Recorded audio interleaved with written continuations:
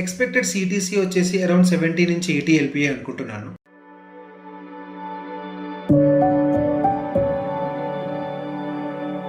Hi engineers and future engineers. ఈ వీడియోలో మనము my preparation strategy to become an SD2 గురించి మాట్లాడుకుందాము.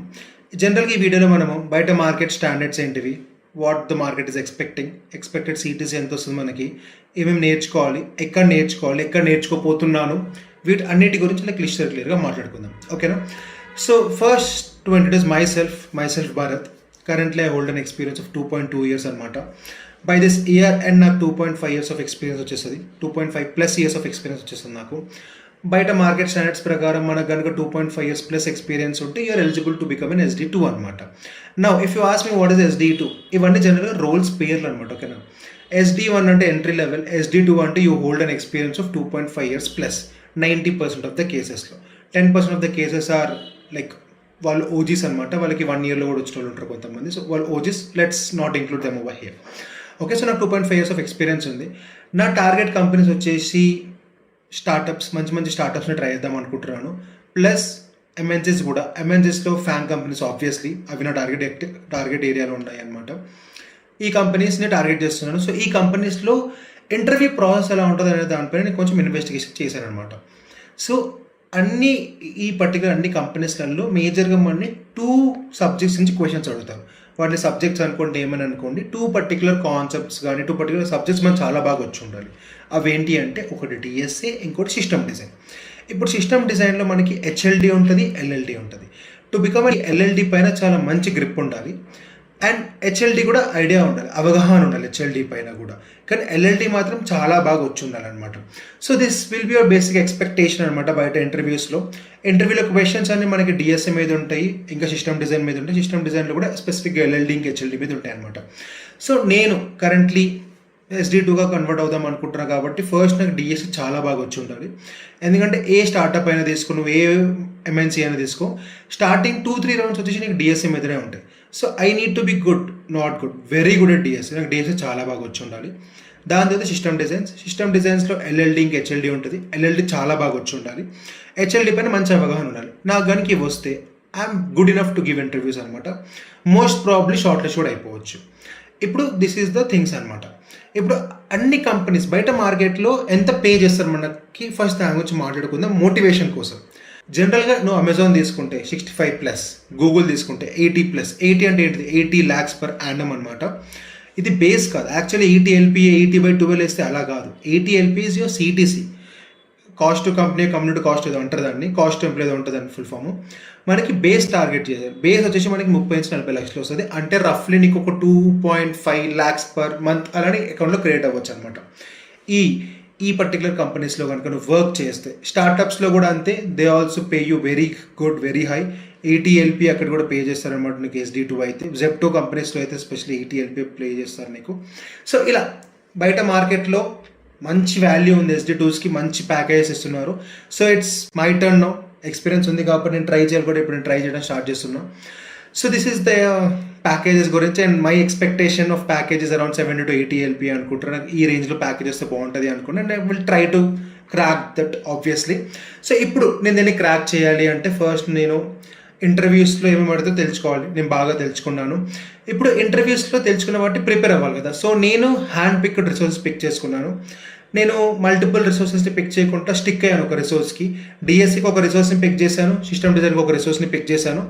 ఈ 2 రిసోర్స్ మీదనే చాలా డీప్గా గోత్రూ అవుతాను. నేను దాంట్లోనే ప్రతి ఒక్క చిన్న విషయం మొత్తం ప్రతి ఒక్క చాలా క్లియర్గా నేర్చుకుందాం అనుకుంటున్నాను. అవేంటో మీకు చూసేయండి. సో ఫస్ట్ నేను DSA గురించి మాట్లాడుకుందాం.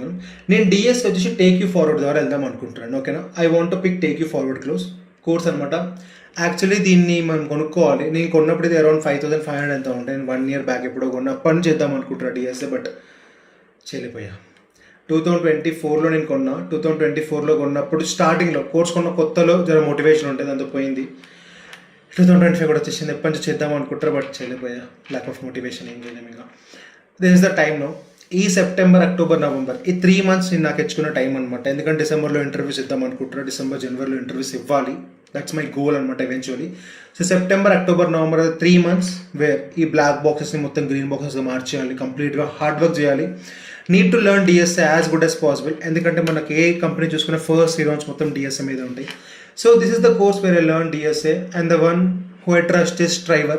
Striver is a great guy who teaches every concept very perfectly. So అతను నమ్ముతున్నాను నేను. అతని కోర్స్ చేస్తే నేను ఏ ఇంటర్వ్యూ అయినా క్రాక్ చేయగలను డిఎస్ఏ రౌండ్స్ అనుకుంటున్నాను.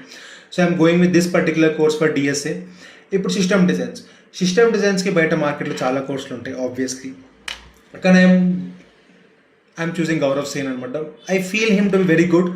ఇది Striver చెప్పాడు అనమాట. I trust Striver blindly, Striver trust him blindly. So నేను కూడా ఇతన్ని బ్లైండ్గా ట్రస్ట్ చేస్తున్నా. ఇంకా నేను ఇక్కడ కోర్స్ కొనలేదు, but eventually I will be buying this లో లెవెల్ డిజైన్ కోర్స్ అనమాట. ఇతని దగ్గర నుంచి 3390 ఉంది ప్రస్తుతానికి. ఈ కోర్స్ కొంటాను నేను. ఈ కోర్స్ అంతా అయిపోయిన తర్వాత బహుశా నేను HLD కోర్స్ కూడా కొంటాను. నేను ఇతని దగ్గర సిస్టమ్ డిజైన్ సింప్లిఫైడ్ ఇది HLD కోర్స్ అనమాట. ఇది కూడా కొనొచ్చు నేను. ఈ 2 కోర్సెస్ కొని HLD కంప్లీట్ అయిన తర్వాత కొన్ని బ్లాగ్స్ కూడా చదువుతా. సారీ, కొన్ని బ్లాగ్స్ చదివిన తర్వాత కొన్ని యూట్యూబ్లో వీడియోస్ కూడా చూస్తాం.